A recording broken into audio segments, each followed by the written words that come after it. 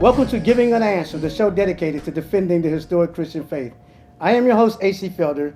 Today the topic is, it's a long one, the Evangelical Church and the Philosophy of Thomas Aquinas. Okay.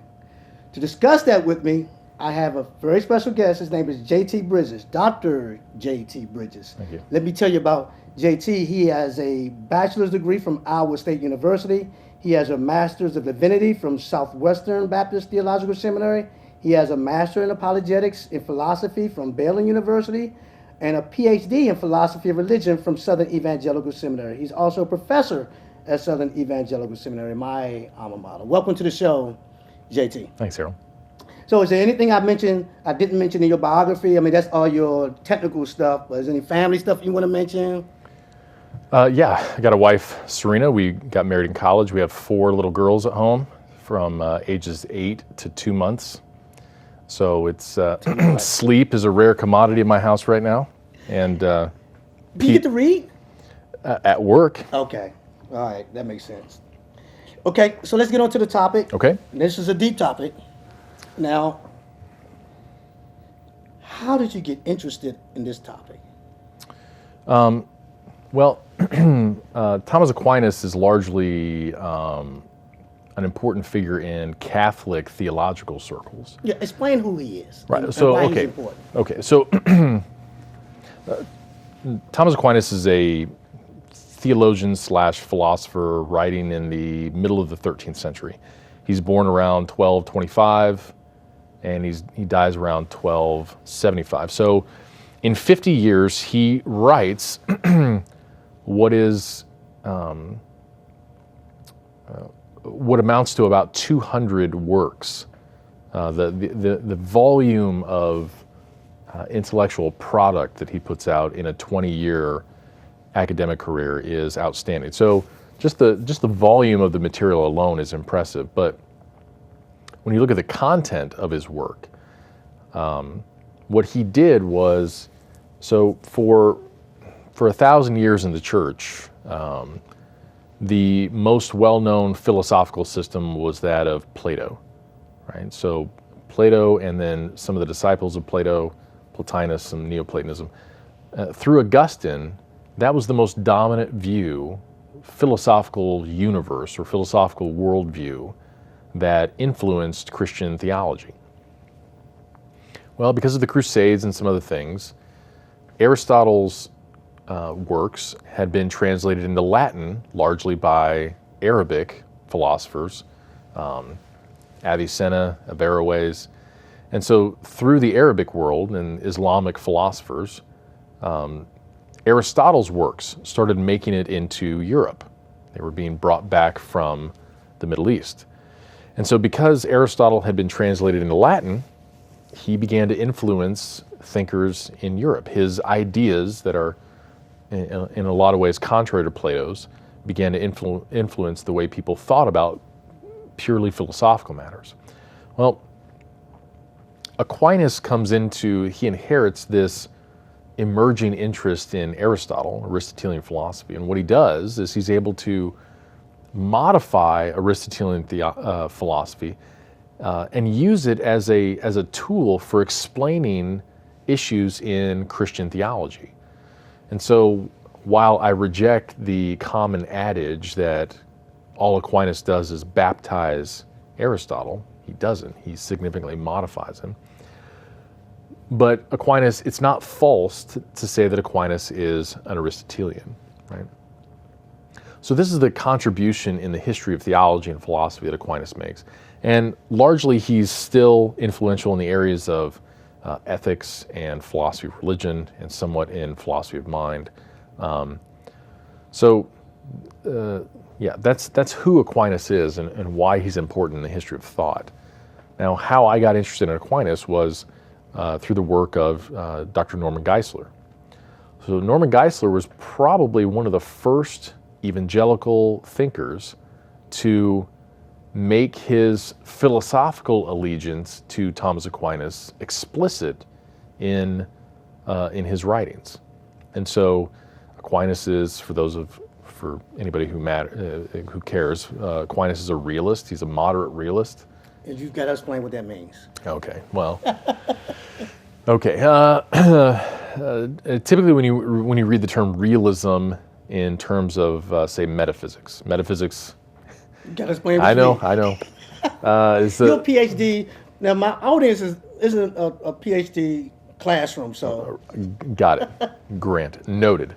So metaphysics is the study of ultimate reality. So metaphysics, as we might imagine, goes beyond physics. It goes beyond just simply looking at electrons and protons and neutrons.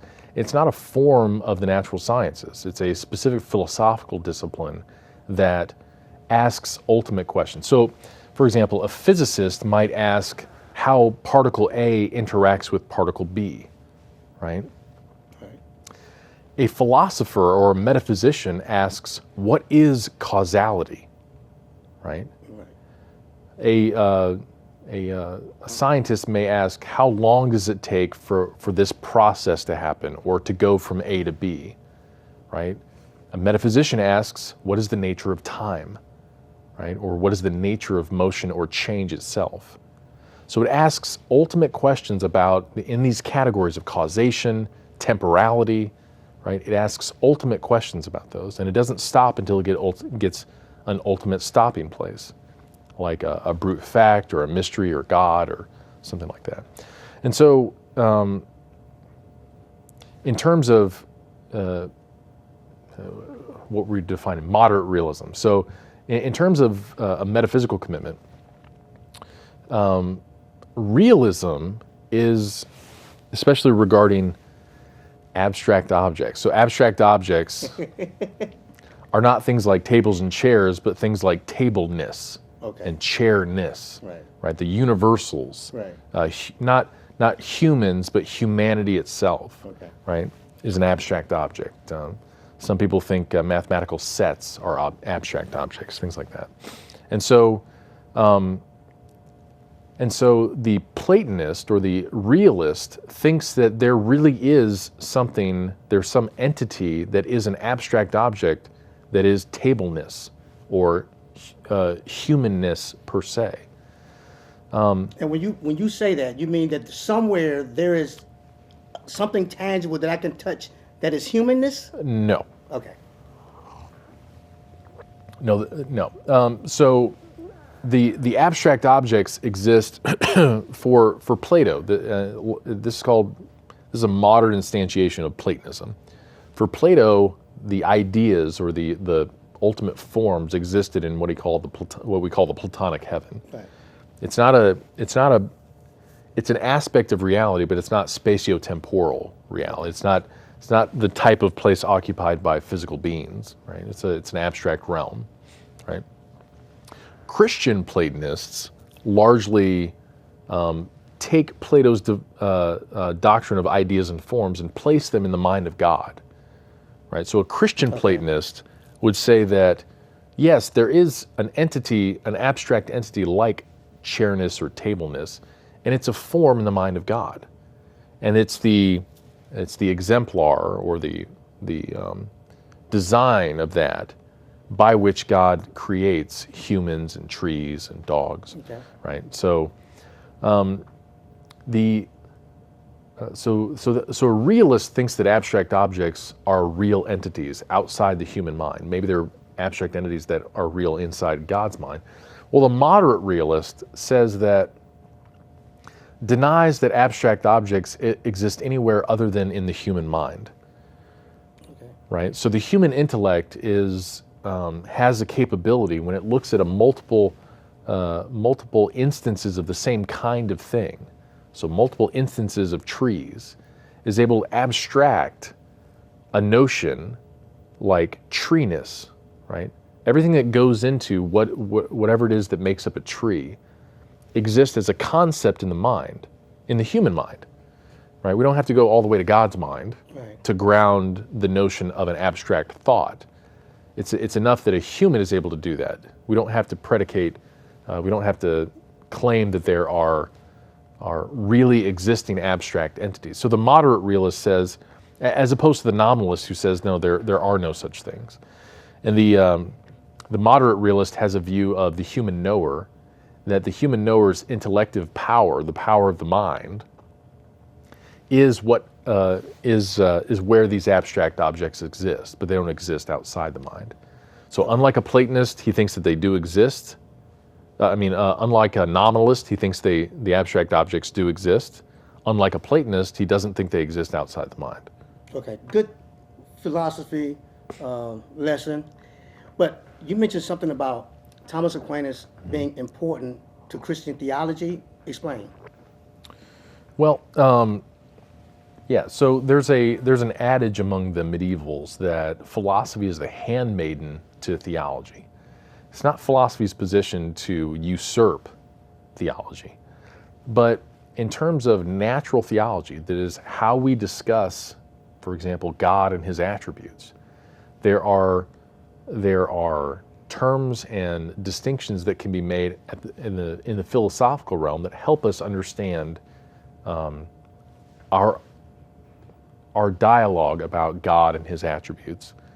So, for example, Aquinas points out that there's a real distinction between what a thing is, human, say, and the fact that it is, right? Its very act of being or existing is different from what it is, right? So, and he uses this as a distinction to tell us ultimately that what God is in his very nature just is this infinite act of being subsisting. And so, so that's how Aquinas can start off in philosophical categories in the context of metaphysics and end up in a using those metaphysics to explicate something in what we call theology proper, the study of God's nature. Okay, because when we look at Scripture, a lot of times Scripture doesn't give us a lot of details about God. So we can use philosophy, the understanding of just being, to be able to make certain assumptions about God that's written in Scripture. Well, Scripture sometimes doesn't tell us everything we would like to know about God. Right. But it also tells us contradictory things about God. Now, I'm not saying Scripture contradicts itself. Right. But when it talks about God, it uses highly what we call anthropomorphic terminology, that is human-like terms, like God's eyes, or that his arm is upraised, right? Or that he'll smite somebody with his fist. Well, God, and elsewhere it says God is pure spirit. Right. So you can't take a wooden literal interpretation of Scripture and come up with any coherent view of a being like God, because does he have eyes or does he not have eyes? Right. Does he have legs that he can walk around in a garden, or does he not have legs? Right.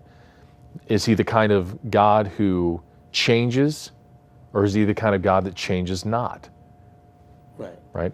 So Scripture paints God with a very broad brush, and so the questions of theology proper are trying to use the tools of philosophy to describe a being that as he emerges in the biblical record, he does so coherently. Okay. So we can understand him better, because we're actually using philosophy to understand the Scripture. Right. So Aquinas thinks that when we talk about God, we use a lot of analogies. So we use analogies and we use metaphors. Now, people may not understand the difference. Analogies say something literally true about something, right?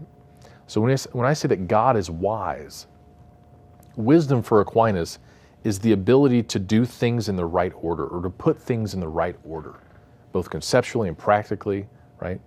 So when he says that we attribute wisdom to God, right, it means that what wisdom is to man that we can perceive is man's wisdom is to man what God's wisdom is to God. Right. Right? So there's an analogy there. Man's wisdom is to man what God's wisdom is to God. That's an analogy. It says something literally true about God, even though we don't know precisely what in God makes him wise. Right? Right. We predicate that of God, that is, we say it about God, because what we do see are the effects of God's wisdom. Right. We see a well-ordered creation, and we say, well, what is the cause of this effect that we do see? Well, it must be the wisdom of God, who's the ultimate being. Right. Right?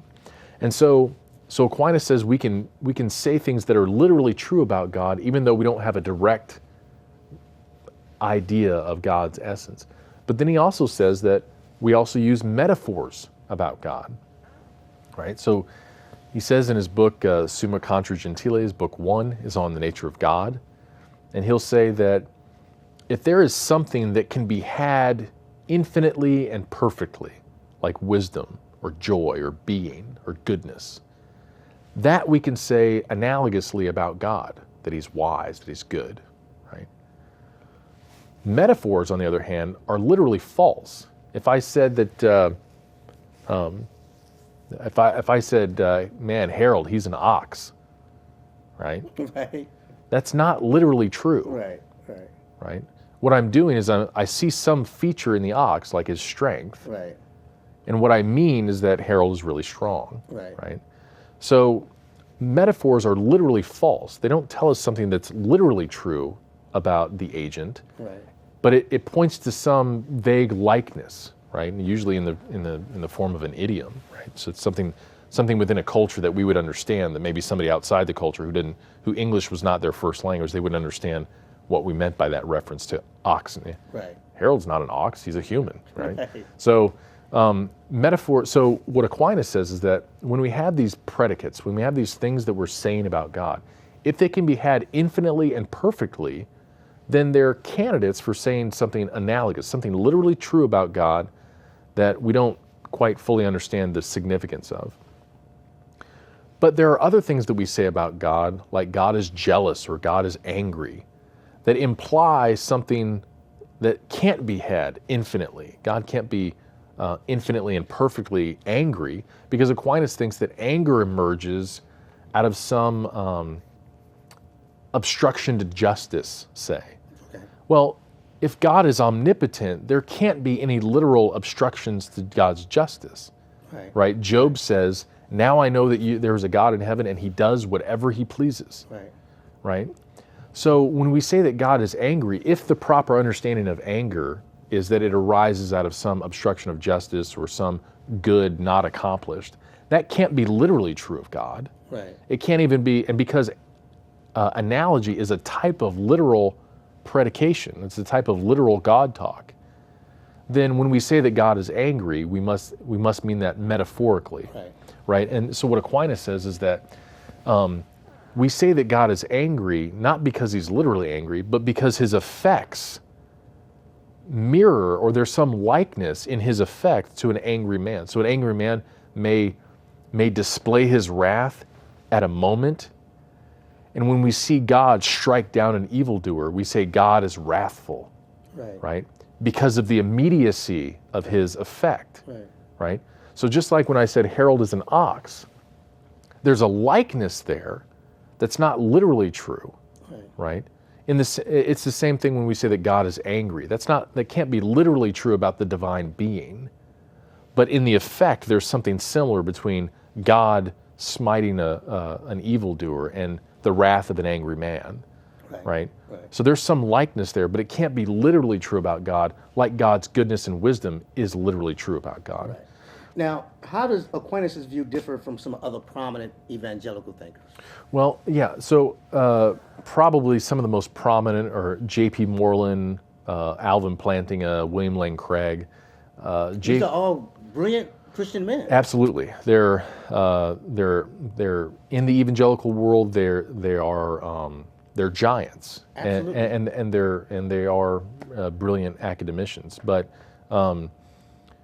like I said, Aquinas' philosophy, although it has a place in philosophy of religion and ethics, it's largely been ignored in areas like metaphysics and epistemology, and his views on the philosophy of logic, say.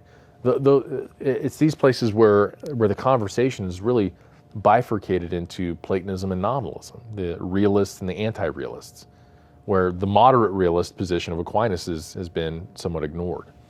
And so J.P. Moreland and Alvin Plantinga are examples of Platonists regarding abstract objects. They think they really exist in the mind of God, say. What effect does that have on theology? Well, that's a good question. Philosophers, when we sit in our studies, we don't much think about how this is going to affect church on Sunday. How does it affect theology? I'm not sure. Well, probably. I'm not sure about the Platonists because I don't mix with a lot of Platonists. But I know Craig tends to be a nominalist, or at least an anti-realist. He'll admit. And if you say that things that essences don't exist, right? So the essence of humanity doesn't exist. There's no common nature between you and I that makes us human. There's some. The Platonists would say, yes, there's a common nature. It exists in the mind of God. And it's by that nature that God has created Harold, he's created JT, right? The nominalist denies that. Well, the problem for the Platonists is, well, how do you know that, right? I don't typically on a daily basis take a tour of the mind of God to find out what objects are there, right? So if the Platonist says that he knows that you're human and I'm human because of some abstract object, there's a problem in terms of his theory of knowledge, I think. The nominalist, on the other hand, this is where I think it's going to have a problem with theology. If the nominalist says there's no human nature, then the question becomes, well, what did Christ die to redeem, if not human nature? And how do you account for original sin if there's no common nature that comes to us through Adam, right? And isn't redeemed by Christ in his work on the cross. So we become things that are similar to each other, but we're not the same kind of thing in some objective metaphysical way. So that would be a way in which nominalism, there would at least be a tension for the nominalist in his theology. So why do you think that these thinkers have rejected, actually, the church in general, I think, philosophically wise, have rejected Aquinas, the Evangelical Church? Why do you think that is? Well, because Aquinas was almost immediately forgotten by his successors, right? So he makes some very technical arguments about some philosophical minutia, and the way in which his scholasticism, the type of philosophy that they do in the Middle Ages, is done can be somewhat impenetrable if you don't understand the terminology. It takes a lot of time to understand what they're talking about, just in the terms that they use. But probably one of the most significant reasons is, look, Aquinas is writing in the 13th centuries. Philosophy didn't just stop there. We have René Descartes, who introduces a completely different way of doing philosophy. This is the beginning of the modern era, right? You have David Hume, who introduces problems with skepticism, Immanuel Kant, Hegel, Kierkegaard. You roll into the modern era, you have the pragmatists and the British analytics, and you just have this huge historical gap. And so a lot of contemporary Protestant philosophers and philosophers of religion, they don't go back in history and find because there's not a lot of Protestant Thomists. Most Thomists, if they're Thomists at all, are Catholic.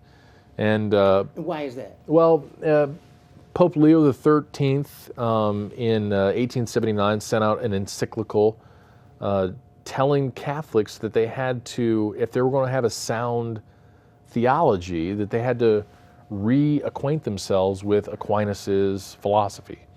And so in the early 20th century, that a lot of them coming out of France, there was a lot of Thomistic revival among the Catholics. And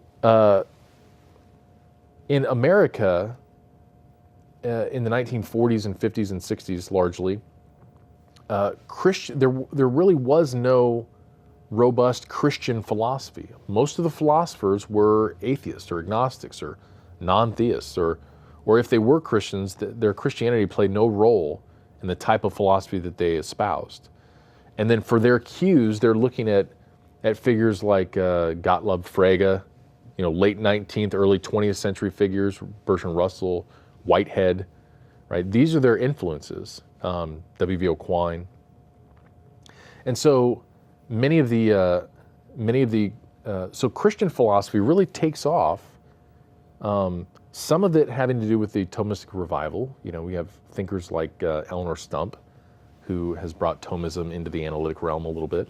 But largely the Protestant thinkers, if they're not taking their cues from mid to early 20th century philosophers, they're taking their cues from the Reformed tradition, like Jonathan Edwards or John Calvin, right? So that's the tradition that they're looking toward. They're not looking into the history of Catholicism, right, to find a thinker that helps explicate philosophical ideas. And so I think there's a lot of historical accidents and very good reasons why Protestants would not be very familiar with Aquinas's work.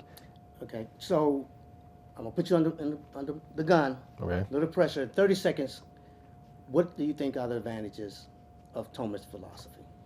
Well, the advantages of Thomist philosophy are like any advantage of any other theoretical system, like in the sciences. You look at the way in which the system answers questions in terms of its explanatory scope, its explanatory power, its fruitfulness, its accuracy, and I think all the questions, a lot of the major questions that are being asked and attempted, the answers that are being attempted, they fall short.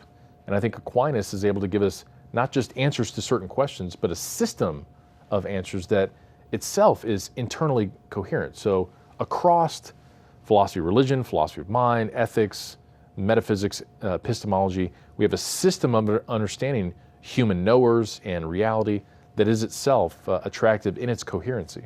Great. Thanks, JT. Great discussion. JT Bridges here, Dr. JT Bridges here, discussing with me the Evangelical Church and the philosophy of Thomas Aquinas. And that will end this episode of Giving an Answer. Be sure to join me again next time. And until then, goodbye and God bless.